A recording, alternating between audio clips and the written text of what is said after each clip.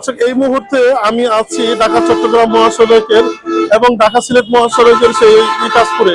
আপনারা দেখছেন আমার পিছনে যেই গর্মুখ মানুষগুলো তাদের বাড়িতে ফেরার পথে তারা কতটুকু কষ্ট করছে এবং রাস্তায় থোকা থোকা জামও দেখা যাচ্ছে।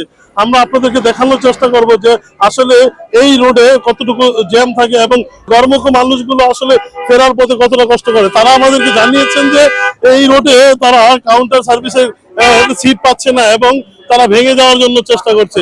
আমি আপনাদেরকে সাধারণ কিছু মানুষের কাছে নিয়ে যাব এবং জানাবো যে তারা আসলে কেমন ভাবে ফিরছে তাদের বাড়িতে।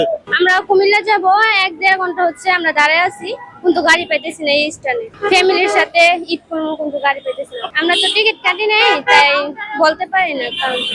কাউন্টারে টিকিটও নাই, কাউন্টারে সিট পাওয়া যায় না, টিকিট নাই, টিকিট নাই। মানে 2-3 ঘন্টা দাঁড়ায় বলছি গাড়ি পাইতেছি, সিট পাইতেছি।